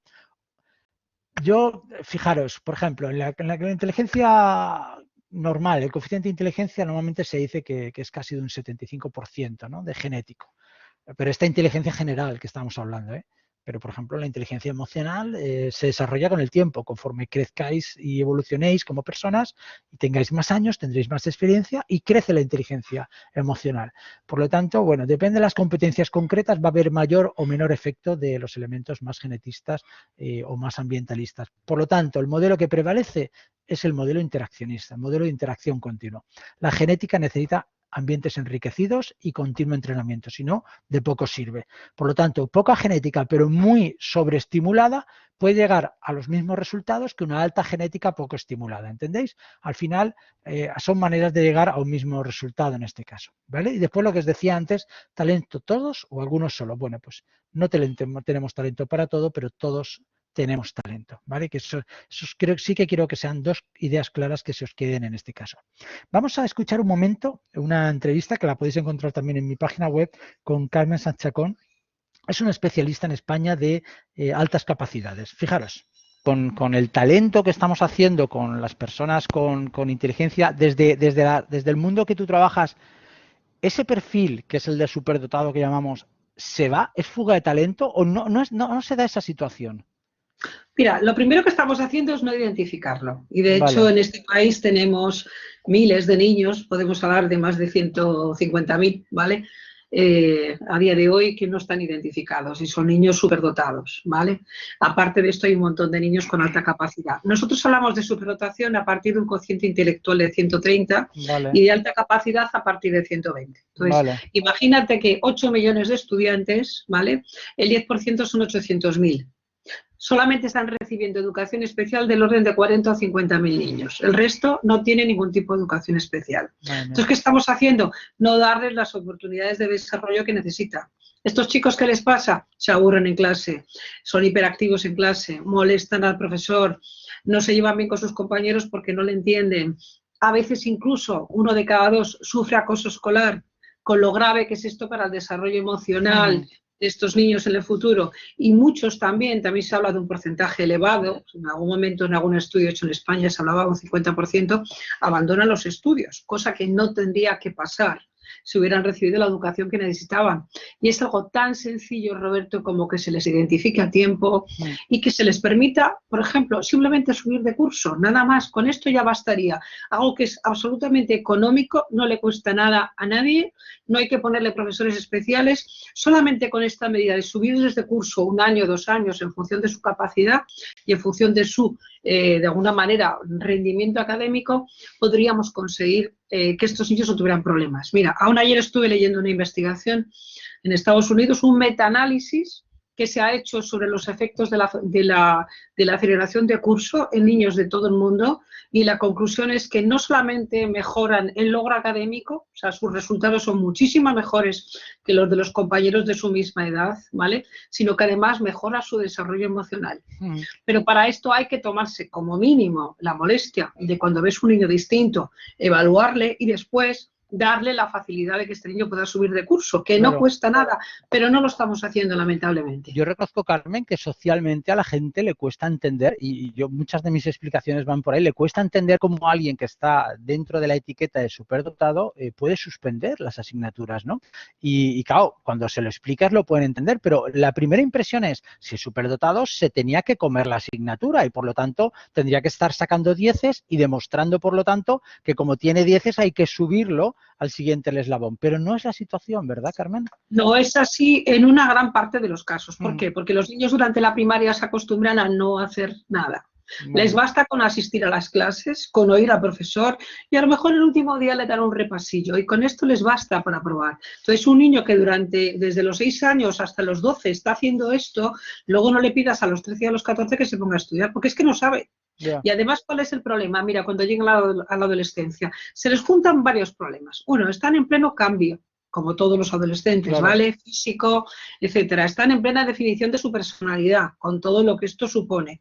Como hasta ese momento estudiaban y sacaban buenas notas, o por lo menos iban aprobando, pues eran buenos chicos. Y los padres, lógicamente, les alababan, y los profesores. Ay, como no están estudiando tampoco igual que antes, pero ahora ya se necesita hacer codos y no lo hacen, empiezan a suspender. Entonces son los malos de la película. Ya empezamos a tener problemas en la familia y con los profesores. Y por ende, encima vamos a añadir las relaciones con los compañeros. Con los compañeros, estos niños a partir de los 8 años o incluso antes, yo tengo niños que vienen con 5 años a consulta, ya tienen problemas de relación, pero con 8 años, que es un poco la edad de alguna manera crítica, porque estos niños con 8 años ya tienen una cabeza de 11 y empiezan a comportarse como adolescentes, ¿vale? De alguna manera hay una separación del resto del grupo, les cuesta integrarse en el grupo. Entonces, algunos se convierten en Bart Simpson y lo que se convierten un poco es en los malos de la película, ¿vale? Claro. Y otros son Lisa Simpson y se encierran en sí mismos. En cualquier caso, en plena adolescencia te encuentras con niños que son o muy rebeldes o muy introvertidos, ¿vale? Bueno. Y eso, unido a que empiezan a suspender, pues a veces se montan un tutum revolutum los pobres en la cabeza, que a mí me vienen en plena adolescencia con problemas de ansiedad, con depresión, con acoso y con un montón de problemas, y fracasando. Claro. Si estos niños hubieran sido detectados a tiempo, les hubiéramos simplemente subido de curso 1 año, 2 años, como hicieron conmigo hace muchos años, que no hubo que hacer nada, la profesora se dio cuenta y dijo, esta niña puede pasar de curso, ¡pum!, le subieron de curso. Solo con esto, estos niños ya no se acostumbrarían a no hacer nada y tendrían que seguir rindiendo. Y además se llevan mejor siempre con compañeros mayores que ellos. ¿Por qué? Porque realmente ellos tienen una edad superior, o sea, es como si madurasen más rápido, ¿vale? Entonces, si tú les pones con compañeros mayores, se van a entender mejor con ellos, van a tener muchos más intereses en común y va a haber menos acoso escolar. Bueno, pues como eso no se hace, al final la conclusión es, los niños lo pasan mal, los padres lo pasan mal y muchos dejan los estudios. Fijaros qué interesante, porque nos está planteando, de hecho, Carmen tiene un libro que es una verdad pasada que se llama La maldición de la inteligencia. Fijaros qué concepto, la maldición de la inteligencia. Todos pensamos, ¿verdad?, que las altas capacidades o los superdotados tienen que estar relacionados con el éxito, ¿no?, y con la adaptación. Pero lo que estamos viendo y lo que estamos intentando traducir es que no, que en realidad son personas que tienen una competencia de muchas posibles muy desarrollada. Pero esa competencia muy desarrollada no significa que estén adaptados al entorno, sino que para aquellas temáticas o aquellas situaciones o problemas que requieran de sus competencias, por ejemplo, una resolución matemática, una capacidad abstracta, un pensamiento determinado, sí que van a resolverlo bien. Pero para otros problemas, como estamos viendo, a veces muy básicos, de relación con los amigos, de una simple empatía o un comprender a los demás o un apoyar al otro, van a sentirse muy, muy, muy fuera de lugar. Por lo tanto, de nuevo reivindicamos ese concepto, y yo quiero que se os quede muy bien en la cabeza, de que todos somos diferentes, todos tenemos competencias y talentos diferentes. No me vengáis con eso de este es muy inteligente, este no es muy inteligente. Yo no soy nada inteligente o sí que soy nada inteligente. No, olvidaros de eso. ¿De qué estamos hablando? ¿De qué perfiles hablamos? ¿Y en qué contextos sociales o en qué contextos concretos estamos aplicando esas competencias para saber si hay un match o no de ese éxito del que tanto hablamos, ¿vale? Es un concepto realmente interesante. De hecho, fijaros, quiero poneros este caso porque es el caso de los savants, que bueno, vamos a escucharlo primero y entenderéis por qué os lo pongo.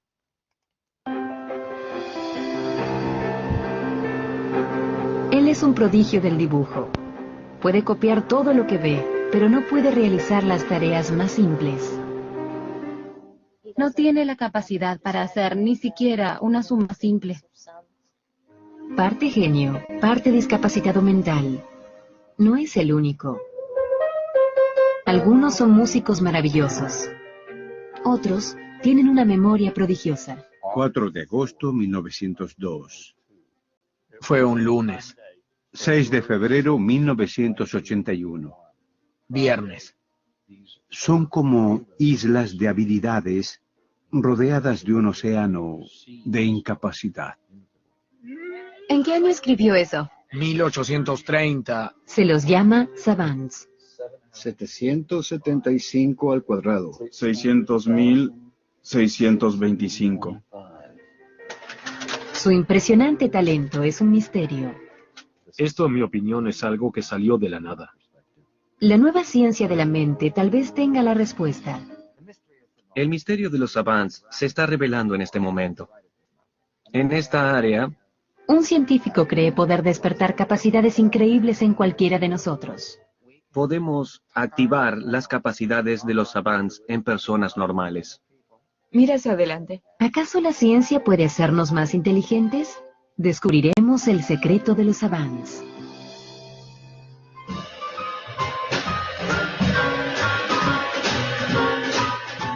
Estas personas han venido a escuchar al trío Mad Savage, un grupo muy popular en todo el país. El líder del trío es un maestro del teclado.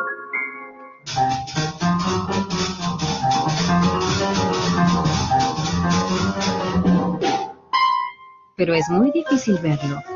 Sus pies apenas alcanzan los pedales. Mad Savage tiene solo 10 años de edad. Actúa en festivales de jazz en todo el continente. Nueva Orleans, Portland, Montreal. Fue él quien compuso gran parte de la música que interpreta. Te recomiendo a Rubén. Hasta apareció en la televisión nacional. Damas y caballeros, el trío Mad Savage. Adelante.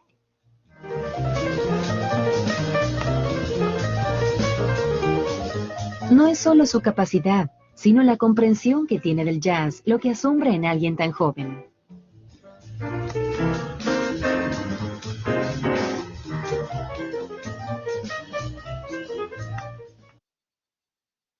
Interesante, ¿no? La definición que ha dicho el científico antes de tener una alta capacidad rodeado de una isla de incapacidad, ¿no? Por lo tanto, yo creo que el mejor mensaje que se nos puede quedar siempre es el tema de qué capacidades y competencias estamos hablando y que todos, perdonadme, todos somos, si vamos a hablar de discapacitados, todos somos discapacitados. A mí me hace mucha gracia a veces cuando hablamos de las discapacidades, sobre todo de discapacidades muy evidentes porque son muy físicas, pero todos tenemos discapacidades en algún área, ¿eh? Más que discapacidades tendríamos que decir discapacidades, ¿no? Como una de las campañas que se hizo en su momento. Hablemos de las competencias de las personas, seamos positivos en eso y saquemos el valor de las personas, porque ya os digo que independientemente de todo, todos tenemos perfiles.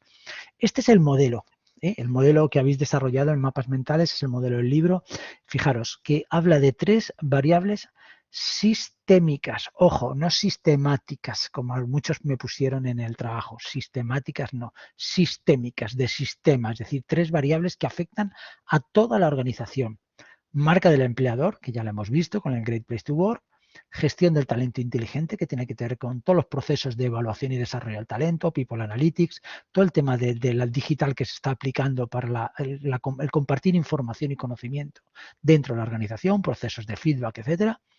Y todos los sistemas de compensación total, es decir, dinero y lo que va más allá del dinero y que hace que le compense a una persona estar en su puesto de trabajo, ¿vale? 3 variables sistémicas que de alguna manera ordenan y abarcan a toda la organización, no solo a recursos humanos, ¿vale? Y después ya tenemos 4 variables de intervención dentro de las estrategias de recursos humanos, 4 variables estratégicas: atracción de talento, que decíamos el onboarding, ¿os acordáis? La selección, el proceso de entrada, etcétera. El desarrollo, con todas las técnicas de desarrollo que estamos viendo cada vez más individualizadas. La fidelización, que aquí deberíais ver el índice para entender con más detalle qué es fidelización, porque entra en todo el tema de la experiencia del empleado, la EX que llamamos, la propuesta al valor del empleado, la PVE. Entra todo el tema de engagement, compromiso, entra todo el tema de bienestar y responsabilidad social corporativa, etcétera, etcétera. Es decir, aquello por lo que conseguimos que las personas se fidelicen dentro de nuestra organización. Y después la salida al talento, es decir, conseguir hacer salir al talento que en un momento determinado se convierten en embajadores, ¿vale? Todo esto es el modelo de 7 variables de gestión del talento, que es la base de nuestro libro y que de hecho esto compone los diferentes capítulos. Si os fijáis, este es el capítulo 5, no, el 5 es el marca empleador, después viene, creo que es este el 6, este el 7, este el 8, este el 9 y fidelización de talento es el 10. Por lo tanto, cada capítulo es una de las variables fundamentales del modelo donde podéis intentar ver mejor. Por lo tanto, para los siguientes trabajos que tengáis que hacer mapa y que tengáis que hacer un análisis de la empresa, recordar que lo tenéis en el libro todo bien desarrollado. Bien, vamos a saltarnos algunas cosas que las podéis encontrar en las transparencias, ¿vale? Y que de alguna manera nos van a servir. Quiero centrarme sobre todo en este modelo, el modelo del Netgate Box, ¿vale? El modelo de la matriz del talento. Como os decía antes, es una herramienta que utilizamos que se basa en 2 ejes. El eje del rendimiento, que puede ser bajo, medio o alto, bajo, medio o alto, o la potencialidad de una persona, baja, media o alta. Estos 2 ejes, con esas 3 categorías cada una, conforman 9 cajitas, 9 cajitas que son las que dan nombre a 9 perfiles determinados. Por ejemplo, una persona con bajo rendimiento y bajo potencial es una persona de riesgo, llamamos perfil de riesgo en nuestra organización, que obviamente tendríamos que tener pocos o ninguno. Por ejemplo, una persona que tiene alto rendimiento y alta potencialidad, lo llamamos la estrella, ¿vale?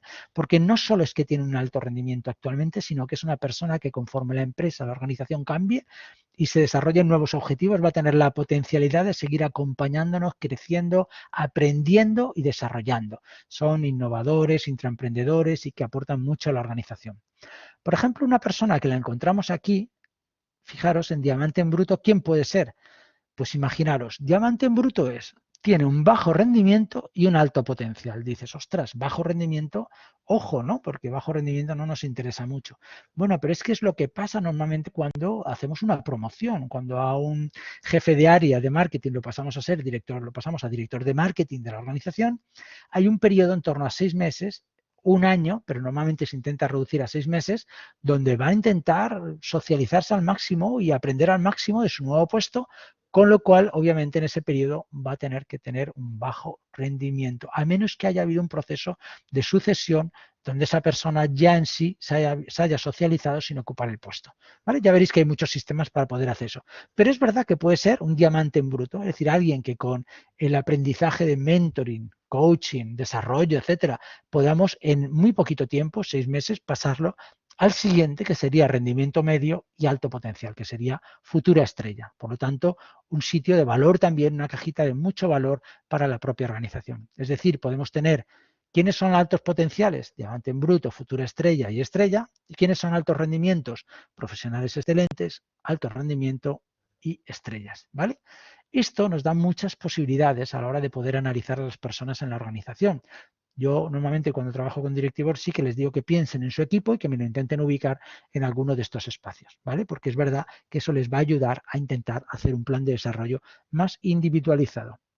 De hecho, en el libro lo tenéis mucho más desarrollado. Podemos hacer programas específicos. Por ejemplo, podemos hacer programas para trabajar con los altos potenciales, que son los que en realidad van a gestionar el cambio en la organización, que son en realidad los que más agilidad en el aprendizaje tienen. Podemos hacer programas específicos para ellos. O podemos hacer programas específicos de alto rendimiento por cualquier elemento concreto que tengamos que trabajar mejor la eficiencia, que busquemos algo de ese estilo. Según nuestras necesidades, podemos buscar, fijaros, la conveniencia de diferentes estrategias que encontráis aquí y que pues lo podéis encontrar. Por ejemplo, programas especiales de engagement.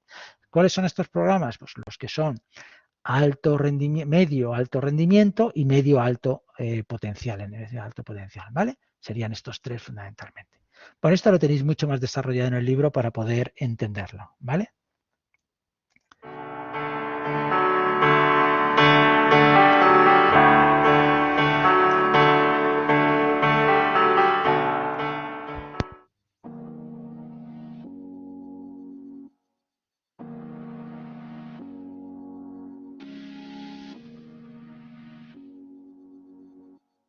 Si han visto algunos de mis videos, seguramente se han dado cuenta que una de las temáticas más importantes de este canal es abordar los factores clave que se deben tener en cuenta para lograr un desempeño extraordinario. Después de haber leído y resumido algunos de los mejores libros que abordan el tema, podría sacar varias conclusiones importantes. La primera, que el entorno y las circunstancias son un aspecto muy importante para el desarrollo de habilidades, como nos lo describe Malcolm Gladwell en su libro Fueras de Serie. La segunda, que es necesario dedicar al menos 10.000 horas de práctica en una disciplina para ser realmente bueno. La tercera conclusión es que la relación entre adquisición de habilidades y tiempo de práctica no es lineal, sino que en gran parte de nuestro proceso de aprendizaje vamos a encontrarnos en mesetas donde para ver una mejora significativa es necesario poner una cantidad importante de horas de esfuerzo. Y como última conclusión, tenemos el concepto de práctica deliberada, entendido como la capacidad de desarrollar tareas y actividades que estén más allá de tus capacidades actuales. A través de todos estos libros se puede llegar a la conclusión de que las personas no nacen con talento, sino que la habilidad se puede adquirir a través de varios años de práctica. Este libro, al igual que todos los anteriores relacionados con el tema, también refuerza esta idea, pero aborda otros temas importantes a tener en cuenta. Nos resuelve preguntas tales como ¿qué sucede en nuestro cerebro cuando adquirimos nuevas habilidades? ¿Cómo se transforma? ¿Qué papel cumple la mielina en el proceso de aprendizaje? Todos estos aspectos constituyen una parte importante de este libro. A través de este resumen podrás encontrar una breve descripción de esto y adicionalmente se describirá cómo pueden ser útiles y aplicables estos conceptos en tu vida diaria. Para empezar, podemos afirmar que todos nuestros movimientos, pensamientos o sentimientos se producen gracias a un pequeño impulso eléctrico viajando a través de una cadena de neuronas, las cuales se encuentran unidas a través de unas prolongaciones llamadas axones. La mielina es una sustancia que recubre los axones para que la información transmitida entre neuronas no se disperse, sea más rápida y más precisa. Para hacer una analogía, podríamos decir que las neuronas conectadas entre sí son como un cable de cobre y la mielina es el recubrimiento de caucho que tienen los cables. Cuando una cadena de neuronas dedicada a una actividad específica se encuentra mielinizada, podemos realizar dicha actividad con relativa facilidad.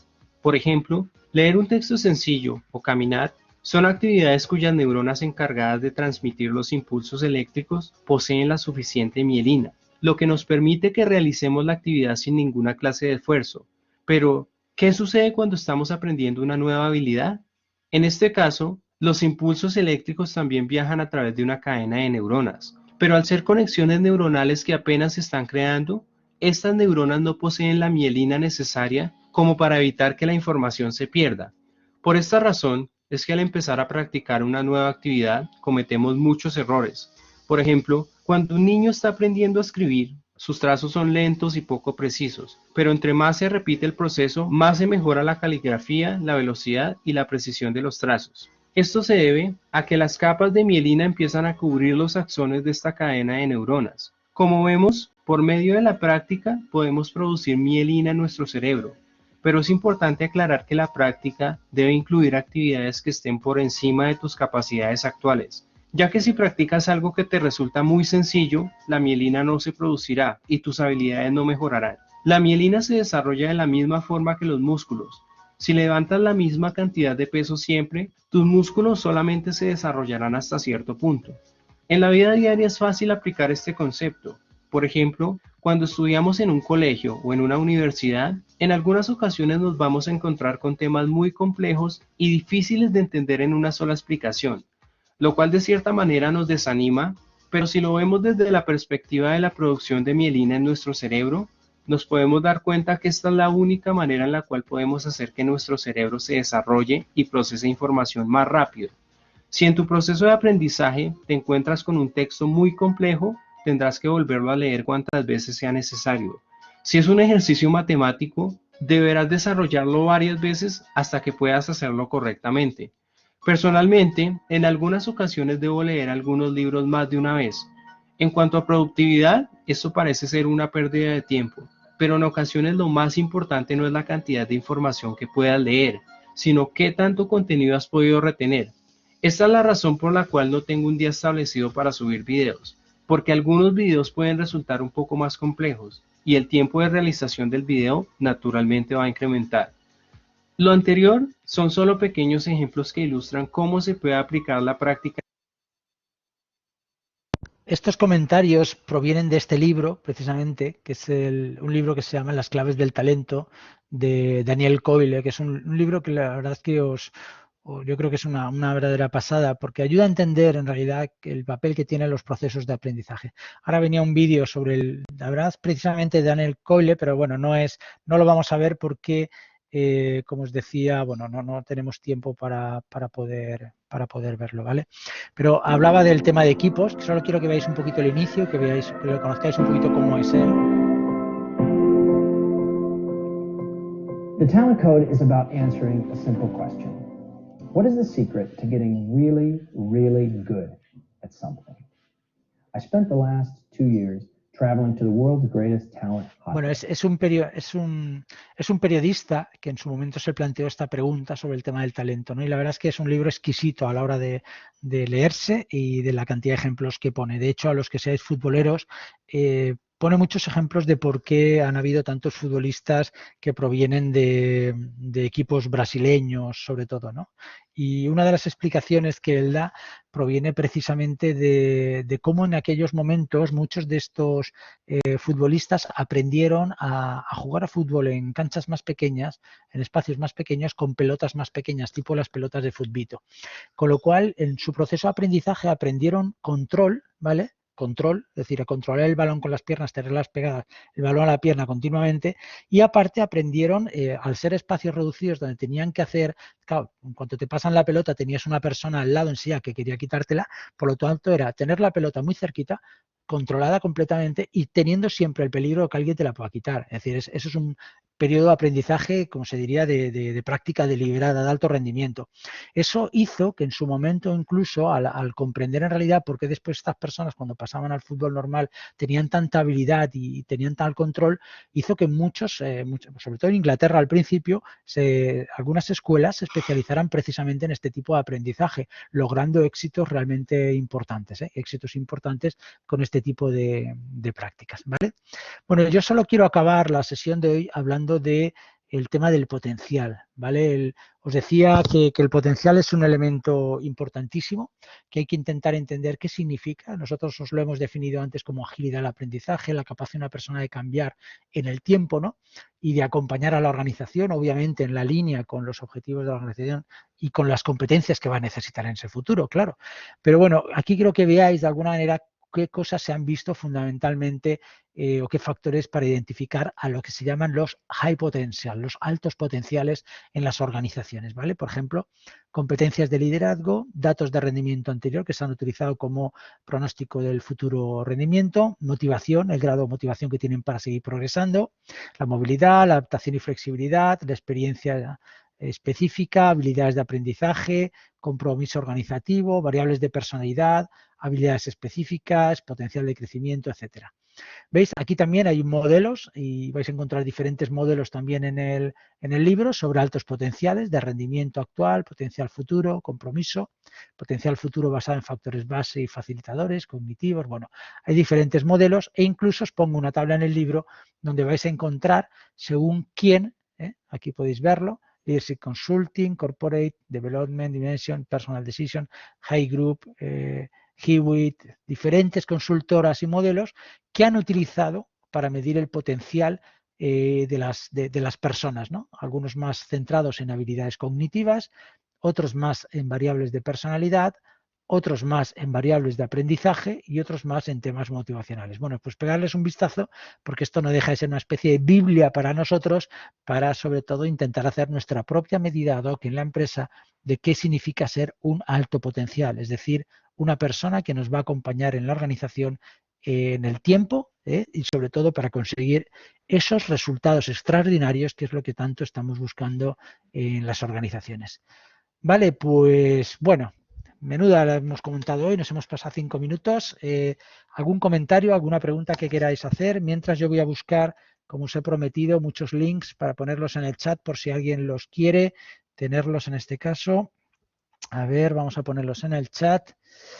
A ver dónde tengo esto. Y mientras si hay alguna pregunta me la podéis hacer. A ver, en el chat, aquí.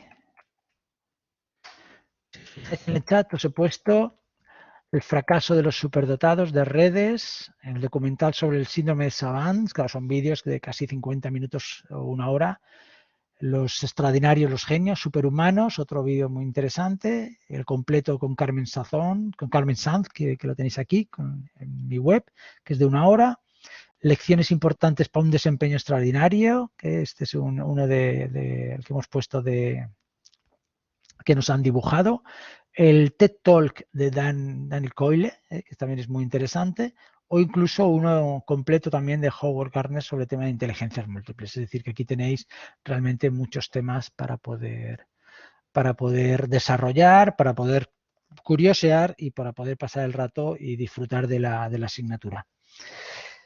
¿Algo por ahí, chicos? ¿Algún comentario? ¿Se sabe algo de las clases presenciales? Bueno, esa es la pregunta típica del tema de hoy, ¿no? Bueno, la verdad es que os tengo que decir que sabéis tanto como yo en este caso, es decir, que nos enteramos por la prensa que teóricamente a partir del 1 de marzo